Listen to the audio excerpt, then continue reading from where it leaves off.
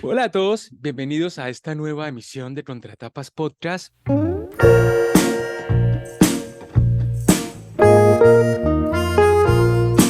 Mi nombre es Yamit Zuluaga y como en todas las oportunidades me acompaña.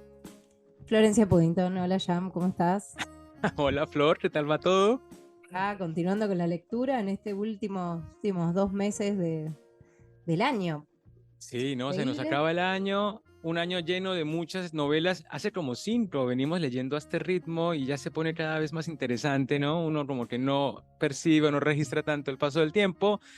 Pero hoy tenemos un libro muy interesante. Es una especie como de obra extraña, por así decirlo. Vamos a analizar un poco El portero y el otro, del autor Mario Lebrero, que es como una de las grandes voces de la literatura uruguaya, por lo menos en el siglo XX. Es sobre todo, de pronto creo que se hizo famoso, o la novela que lo consagra es la llamada novela luminosa, que se publica creo que un año después de que él fallece, en el 2004. Sí, tengo que decir que es un autor que yo tenía pendiente. Bueno, la novela Luminosa tuvo mucha resonancia. A ver, es una novela muy curiosa porque a este autor había recibido un premio y a partir de ese premio tiene como un poco la obligación de escribir una obra y esa obra no le sale. Y un poco la novela lo que describe es ese proceso dificultoso de lograr concentrarse, bueno, algo que debe pasar bastante frecuentemente a muchos autores, esta cuestión de cuando la inspiración es un poco esquiva. Y bueno, y no es solo técnica, ¿no? La escritura, tiene un poco de Sí. todo, tiene también esta cuestión bueno, de lograr encontrar eso sobre lo que queremos escribir. Y ahora me hace pensar todo esto en otra obra de otro autor, Pedro Mairal, que se llama Maniobras de evasión y que un poco repasa esta misma dificultad, ¿no? Cuando me tengo que sentar a trabajar en la escritura, pero pasan cosas que hacen que yo lo procrastine. Y todas esas maniobras justamente para evadirse y evitar entrar en el trabajo. Bueno, nos pasa a todos los que trabajamos de escribir, creo yo. Que cuando Sí, llega el momento completamente. de la escritura académica es muy difícil también en ese sentido y lograr encontrar el momento. Igual acá estamos tratando otra obra, en realidad es un No es libro la de Lomelo. cuentos Sí. y es un libro de cuentos muy curiosos y reúne obras anteriores, o sea, de la primera etapa de Mario Lebrero. Yo diría que por ahí por la mitad de la etapa de Mario Lebrero, ¿no? Bueno, esta obra se publicó originalmente en 1992, ahora la vuelve a editar Criatura Editora, que es una editorial de Uruguay, un poco también es, bueno, entiendo la promoción, ¿no? La promoción y publicación de autores que también representan una tradición literaria nacional para Uruguay, que también es muy corrosiva con Buenos Aires, ¿no? Hay una experiencia ahí en los dos mundos que me hace recordar mucho a esto de Henry James con esto del Nueva York y Gran Bretaña, el transatlántico. Aquí nos pasa algo parecido, tanto así que hay uno de los cuentos en los que Lebrero cuenta una temporada que pasa acá en Buenos Aires como editor como de la sección de crucigramas de un diario, ¿no? Y yo creo que es una de las obras en las que se debería empezar, y creo que por ahí vamos a empezar nosotros en este programa, hablando del autor, porque la figura del autor puede resultar más atractiva que los cuentos sin ese contexto, ¿no? Mario era, por supuesto, escritor, era también librero, hacía historietas y también trabajó en un tiempo en Uruguay como redactando acertijos. O sea, había como toda una explosión creativa en su forma de abordar lo laboral y también lo narrativo y lo creativo. También leía que a los 19 años, por ejemplo, montó una especie de librería con un amigo y socio, o sea que siempre estuvo muy vinculado al rubro, ¿no? Como al palo que le decimos de la creatividad a partir de las letras. Y más importante aún es que en algunas críticas que alcancé como a investigar y a leer, se habla como de dos Marios Lebrero por lo menos, ¿no? Si no fuesen muchos, que es este más tardío en el que habla de su proceso de escritura, de las dificultades para la creación, y luego uno que es más experimental, ¿no? Que es como un escritor curioso, en el que la imaginación, lo fantasioso e incluso la literatura policial tiene como una gran importancia. Y acá en esta recopilación hay de las dos cosas. Está este relato que cuenta la temporada que él pasa acá en Buenos Aires trabajando en una oficina en la que ya es una persona como de edad madura, o avanzada, yo le pongo 50 y pico de años, en la que se reconcilia con la idea de trabajar en una oficina, de tener plata para pagar los gastos, para pagarse una obra social, tener cierta estabilidad, que lucha en su interior el narrador de ese cuento con toda este mundo que dejó en Uruguay, que es el del bohemio, el que vive sin nada, el que solamente está para la creación, el que un poco desprecia todo el materialismo de la sociedad. Y luego tenemos el creativo, ese otro Mario en los cuentos, por ejemplo, en la novela geográfica. Es una novela en la que hay un personaje que está en dos dimensiones.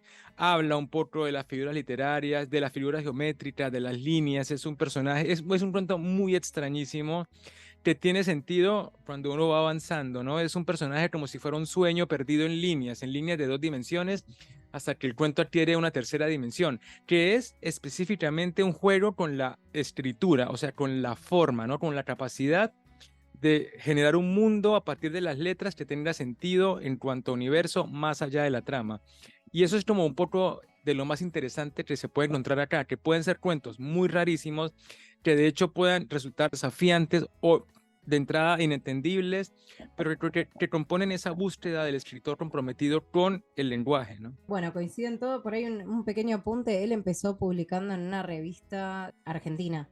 Y creo que eso que mencionás, esas tensiones Uruguay-Argentina, medio que hacen a la historia de los dos países. Así que Sí. hay como un amor-odio que trasciende, digamos, la vida de este autor. Es como algo que Pero hace. también contemporáneo. Tú hablabas de Pedro Sí, Mairal, ¿no? La uruguaya justo también tiene eso, claro, ¿no? viste, Hay esos dos viste, yo lo mundos. mencioné, tenés razón. Bueno, pero es como parte de la idiosincrasia rioplatense en todo caso, así que lo vamos a salvar ahí al hebrero. Pero bueno, es cierto que es un autor actual, pero bueno, hace a la literatura uruguaya contemporánea, si se quiere. Sí. Y esos dos lebreros que vos mencionás, yo también le agrego, hay un lebrero antes de los 80 y un lebrero post 80, ¿no? O esa es la distinción que se hace en general cuando se habla de su obra, ¿no?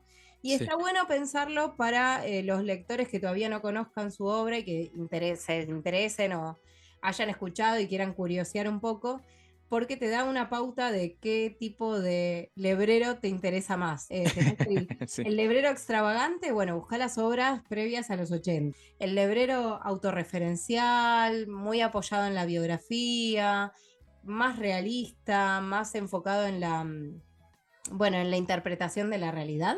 Y entonces ahí Sí. te vas a de 1980 hacia adelante, ¿no? Y ahí entra también la novela luminosa, que es la novela que decíamos antes, que es esta novela que un poco lo termina de asentar Lo en el consagra un ámbito de poco en la el mundo literatura. literario. Exacto, sí, sí, tal cual.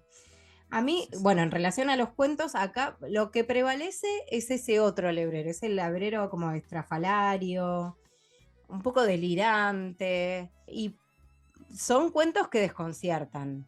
Eso es así. Así que también pensando en el público lector, habría que ver a quiénes les interesa ese tipo de literatura, porque yo siento que no es una literatura que cualquier persona pueda disfrutar. Habrá quien se siente cómodo con este, porque digamos, es un tipo de literatura en la que se rompe todo tipo de sistema. Por lo general, uno siempre habla del pacto con el lector, ¿no? Esto de que yo cuento una novela fantástica y meto, no sé, dragones y hadas y está todo bien porque hay un acuerdo, digamos, con ese lector que sabe que está leyendo. Hay una construcción de un mundo inventado, pero verosímil para ese lector, ¿no? Que lo acepta, Sí. acepta ese código de lectura y entiende cuáles son las pautas en ese sistema.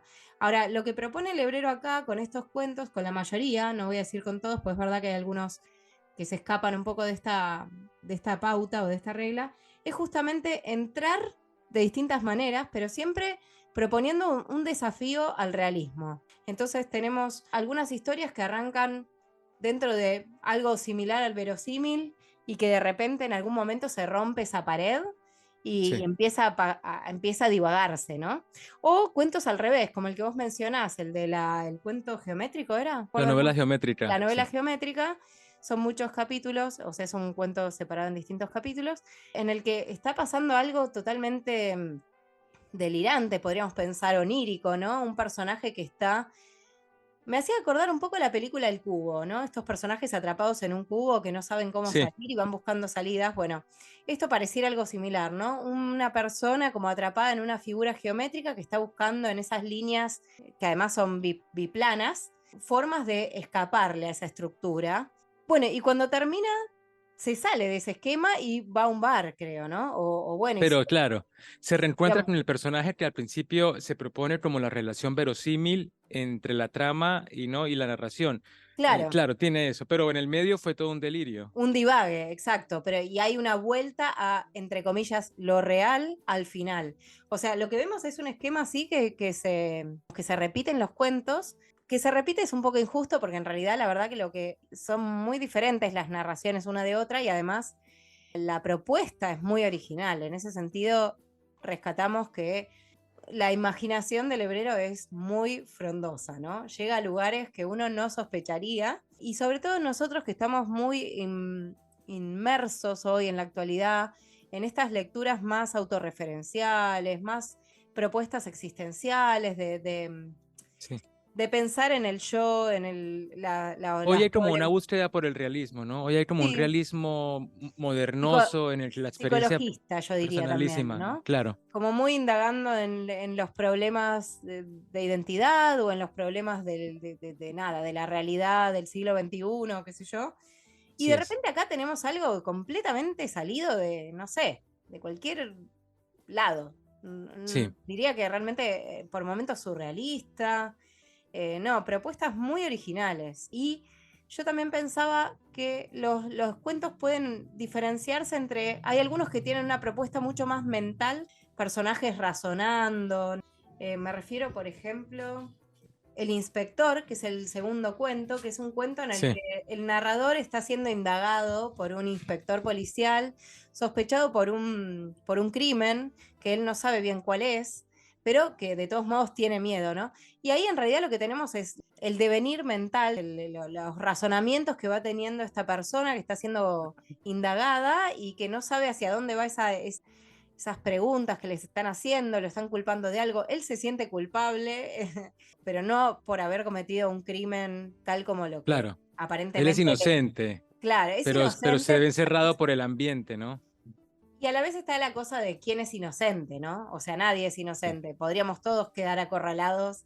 Me parece que el planteo va por ahí. Es un narrador que se siente culpable porque alguna cosa alguna vez hizo y un agente de policía mucho más literal, mucho más realista que va sobre un cuestionamiento muy puntual. Sí, Entonces sí, sí. ahí hay un proceso todo mucho más relacionado con el devenir mental, digamos, no hay un gran suceder de acciones. Pero después hay otros cuentos que son mucho más visuales, ¿no? Que están más apoyados en una serie de imágenes interesantes. Yo planteaba, bueno, a mí se me plantearon varias ideas durante la lectura, ¿no? Primero, que es como a veces me daba la sensación de que estaba escribiendo cuentos de un escritor para escritores, porque de pronto quien podría disfrutar, y lo pienso capaz, no es cierto y no tengo razón, quien podría disfrutar realmente los cuentos sería un escritor, ¿no? Un escritor que está desafiado a encontrar el artificio. ¿Cómo fue que generó este efecto? ¿Cómo fue que armó esto? ¿No? ¿De dónde lo sacó? ¿A qué puede tener referencia o cómo pueden ser las conexiones intraliterarias entre un cuento tan voladísimo como este de la novela geométrica, ¿no? O estos psicológicos que también van atravesando, o el policial, hay un cuento en el que hay un hombre que está en un bar sentado y vienen y le dicen, le pasan como un papel, como, o sea, lo tratan como un detective, pero él no es detective, pero al final no se entiende muy bien si sí era o no era el detective, ¿no? Entonces hay como ese personaje como encerrado en ciertas circunstancias por las que se deja llevar. Otra cosa que también pensaba que tú decías es de la experimentación y de la creatividad. También se me ocurre que hay mucha gente o muchos escritores que juegan con eso, ¿no? Y pensaba específicamente en Cristina Peri Rossi, que también es uruguaya, que también tiene unos libros cuyos textos son realmente extraños, que son muy inclasificables. Y luego, lo último con Lebrero era que pensaba que también yo lo dividiría más en los cuentos que juegan con la forma y los cuentos que tienen algo para decir. Porque cuando está el lebrero bueno, como autorreferencial o como más realista, hay una exposición clara del motivo de la trama. Por ejemplo, cuando estamos en el cuento de que, bueno, el narrador, ¿no? Que viene a vivir a Buenos Aires, lo que nos está planteando específicamente el cuento va es de un hombre que pasa de una vida libertina o menos estructurada a todo el régimen y el rigor que impone la vida actual, ¿no? Tener un sueldo, tener una casa, un alquiler, unas obligaciones y eso. Me parece que hay algo para decir. Luego también tiene algo para decir en el último cuento que me parece que es, que es el que más me gusta, que es una entrevista de Mario Lebrero a Mario Lebrero, ¿no? Hay como una pregunta-respuesta del mismo, que también hace Woody Allen en el libro que leímos acá, como acabar de una vez por todas con la cultura. Y por ejemplo, ese cuento en el que también está él puesto ahí, ¿no? Como con nombre propio, Mario Lebrero, entrevista a Mario Lebrero, habla sobre su proceso de escritura, ¿no? Y cuenta un poco que él no se deja llevar por esta cosa de escribir como una máquina todos los días hasta que le salga algo, que él no cree en eso de que uno debe escribir masivamente hasta que la inspiración llegue, ¿no? Él explica para él qué es la literatura, cómo debería serla y cómo es la escritura también en su proceso individual. Luego tienes todos estos cuentos que en la forma son sensacionales, pero que no son olvidables porque no tienen, no hay una trama que la sustenta, no hay como una historia que contar, solamente es este juego, ¿no? Este juego creativo como si fuera un acertijo en el que te propone algo que no entiendes y tienes que llegar hasta el final y tener la sensación o no de uno haber atravesado un cuento o haberse perdido en la mitad.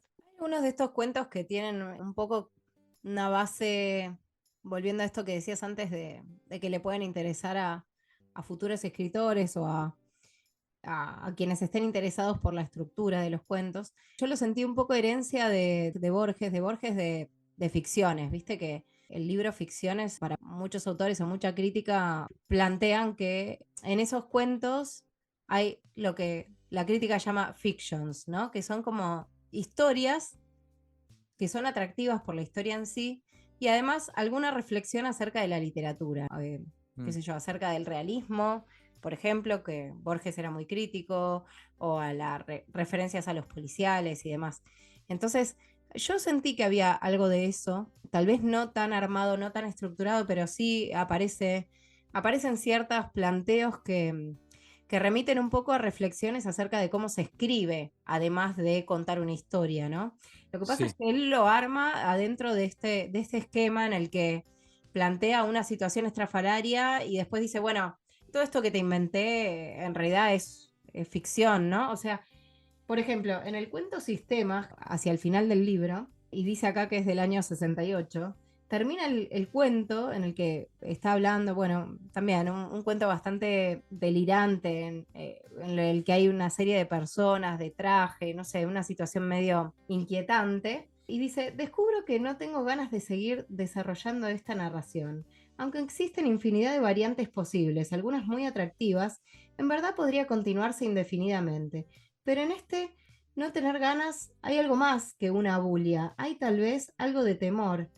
Esto que estoy escribiendo, por ejemplo, puede ser una caja más, puede haber una caja más grande que lo contenga y lo delate como ficticio, y puedo yo mismo estar encerrado en esa caja, en esa ficción. Entonces, ¿qué soy? ¿Qué es el lector? Etcétera. Me parece que hay como una propuesta así como ambigua de jugar con la realidad y la ficción, no sé si en todos, pero en muchos de estos cuentos, proponer una lectura acerca de qué es la literatura o qué es la ficción, qué no es ficción, que también Sí. es como una vara que Ujú. se va corriendo en los cuentos.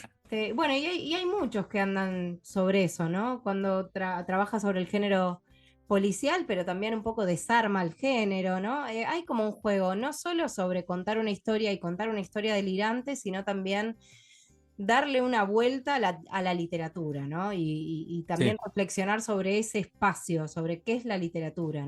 Sí, también hay una cosa con eso de la construcción del autor, ¿no? Porque cuando un escritor, y creo que eso le pasa a todos, cuando el narrador se parece mucho al autor, hay una intención de lo que se espera que las personas crean sobre el narrador y por ahí se filtre al autor, ¿no? Mm. Por ejemplo, si bien Mario Lebrero pone su nombre en los cuentos, también hace una selección de su propia inclinación hacia qué tipo de escritor es, que puede o no ser cierto, que es lo que decías, ¿no? Cuando él dice, estoy cansado, no sé cómo continúa esta historia y bueno, también eso no puedes tomarse como una certeza, ¿no? De Mario hombre que escribía, ¿no? En todo caso, es la especulación de un narrador que también se encuentra con el conflicto de no saber cómo continuar una historia y dejarla pausada, ¿no? Un artificio No más, sé. ¿no?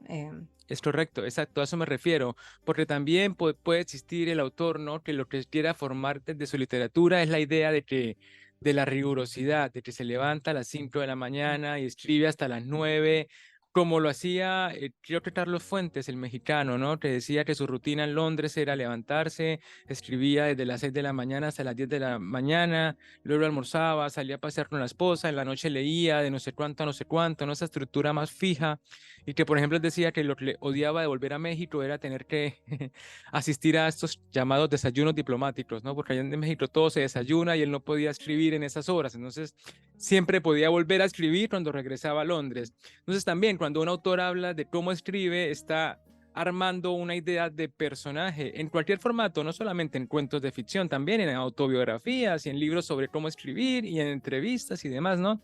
Hay como, y creo que Mario tiene esta cosa de la idea del escritor sufrido o del escritor cuya escritura pasa también por la angustia, más allá de por el placer, de, ¿no? Como Isabel Allende, que Isabel Allende sí le fascina escribir, lo hace sin culpa y produce masivamente cosas y no le causa ningún tipo de conmoción el proceso como tal. Ella se siente escritora y es lo que hace. Y me parece que hay mucho de eso, que pega mucho con la idea que uno tiene muy idealizada del escritor que solamente toma café, fuma y escribe, ¿no? A las 3 de la mañana. Claro, sí, es cierto eso, está muy interesante. Sí, hay una cosa de romper con todo y si rompo con ese código de lector y escritor, también voy a romper con qué es lo que, o la idea general de qué es ser un escritor. Y también está asociado un poco con la década del 60 y 70, ¿no? Con esta cosa de romper con el estructuralismo o con formas Sí, más estructuradas de entender la realidad, ¿no? Y ir más hacia los sistemas. Bueno, una lectura desafiante, sí. interesante. Me parece que sobre todo quienes están cansados del realismo pueden sentirse seducidos por este tipo de textos porque realmente se escapan hacia lugares inesperados. Sí, Realmente es un tipo de libro en el que no te la ves venir para nada lo eso que va a es. pasar. O sea, eso sí. Sí, sí, sí.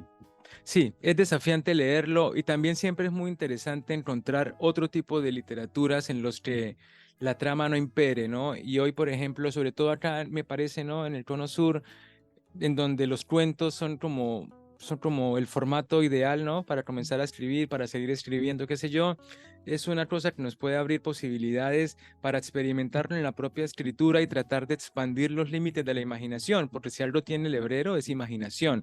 Aunque el cuento, como tú decías, no se espere, pero tampoco uno al final se sienta atravesado trascendental o existencialmente por un cuento del hebrero, sí queda la duda del cómo hacerlo, ¿no? De la artesanía que lleva el oficio del escritor.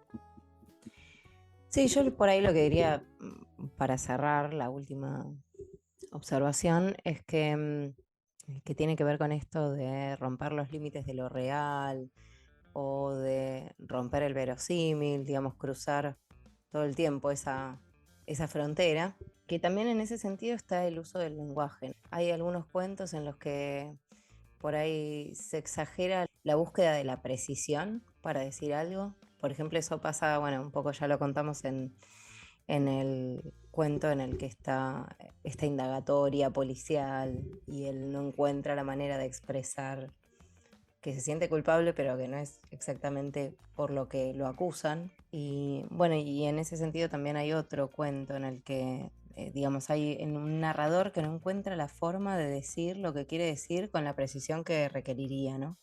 Que deviene en esta idea de romper el lenguaje como medio de comunicación, ¿no? De pensar que de alguna manera la comunicación es imposible, porque siempre estamos como alejándonos del significado en vez de acercándonos. Por ejemplo, cuando dice en el cuento Apuntes bonaerenses, dice, por ejemplo, abrí la puerta. No, no exactamente. Quiero decir, allí estaba la puerta. Yo estaba delante de la puerta. Yo estaba de este lado. La puerta estaba allí. Estaba cerrada. Y entonces abrí la puerta. Pero no quiero decir que estuviera cerrada con llave. Yo no tenía la llave. Tampoco tenía que accionar el picaporte, porque en realidad no estaba cerrada. No estaba del todo cerrada. No es que haya abierto la puerta, pero la puerta estaba allí. Yo la empujé y giró sobre sus goznes. No lo suficiente de primera intención para pasar el cuerpo por allí debía empujar nuevamente, un poco más, pero no lo hice, ni pasé el cuerpo por allí. Abrí la puerta y me quedé allí esperando. Bueno, eso, hay como una exageración en la necesidad de precisar con palabras lo que se hizo o lo que no se hizo, como una exageración ahí un poco en esa búsqueda de comunicar exactamente lo que pasó, ¿no? Que no haya malos entendidos. Bueno, esto pasa en varios. Y está siempre la sensación de que finalmente no dije lo que quise o lo que quería. Así que bueno, esa sería mi última observación. Así que bueno, Flor, una novedad más, estamos siguiendo novedades, se vienen más sorteitos y se viene el último ciclo de nuestro podcast 2023. Yo ya estoy como en Sí. Navidad acá en este programa, pero bueno, nos venimos en el último ciclo, no le vamos a chusmear nada porque me interesa mucho lo que viene, pero bueno, estén ustedes muy pendientes, muchísimas gracias por escucharnos, ya saben que Contratapas Podcast en Instagram, Facebook, Spotify y YouTube. Y Florencia, nos vemos en el próximo capítulo. Chao, chao. Chau, chau, Yamid. Nos vemos.